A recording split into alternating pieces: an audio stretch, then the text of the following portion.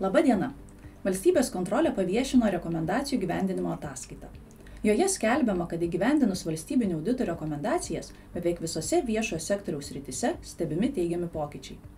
Laura Stračinskienė, planavimo ir poveikio departamento vadovė, sako, kad deja, bet yra dar neįgyvendintų rekomendacijų, kurios reikšmingai prisidėtų prie teigiamo pokyčio viešajame sektoriuje.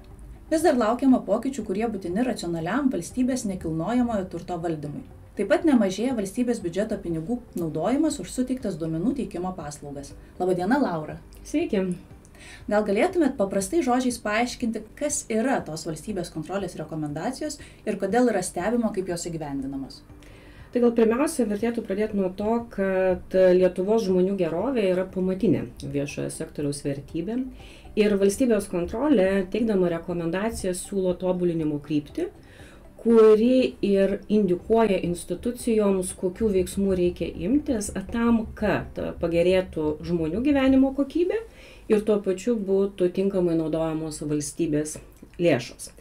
Ir stebint, kaip įgyvendinamos rekomendacijos, yra ne tik užtikrinama, kad institucijos laikytųsi gerojo valdymo principų, planuotų ir atsiskaitytų už savo veiklą, bet ir tuo pačiu indikuotų, kokią pažangą pasiekė įgyvendinant rekomendacijas ir kas dar liko tam, kad mes pasiektume laukiamą rezultatą.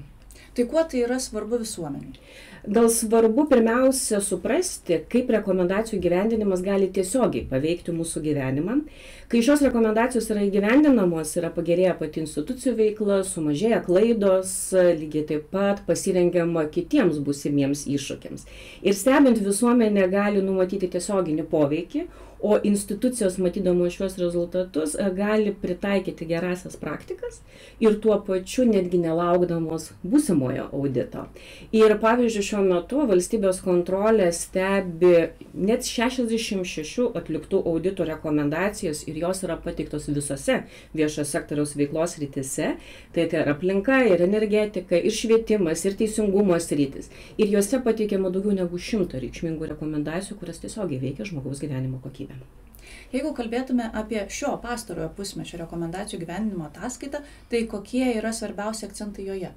Rekomendacijų gyvendinimo ataskaita iš esmės yra rengiama kelis kartus per metus ir joje mes visą laiką stengiamės atžvelgti ir tai, ką mums pavyko pasiekti, ir tai, kas dar kokiais iššūkiais mes susidurėme. Ir kalbant apie pastarojo pusmečio rezultatus, norėtų gal akcentuoti tokius kelis reikšmingus rezultatus. Tai pirmiausia, tai yra, kad vieno langelio principu pradėjo veikti platforma, kuri yra skirta stiprinti sveikatos priežiūros ir farmacijos specialistų kompetencijas.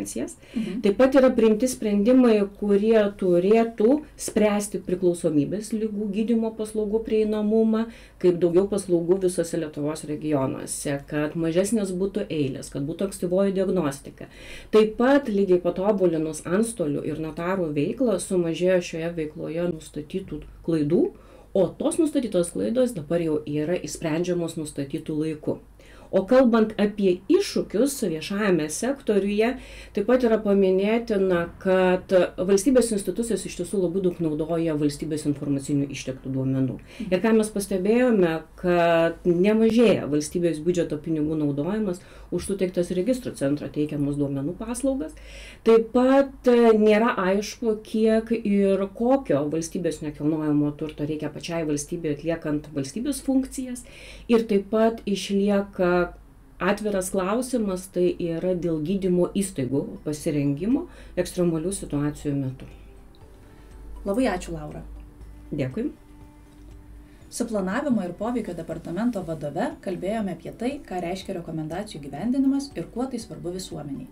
Laura Stračinskienę kalbinau aš, Aušra Pilkienė, Valstybės kontrolės komunikacijos departamento išorinės komunikacijos specialistė. Ačiū, kad klausėte.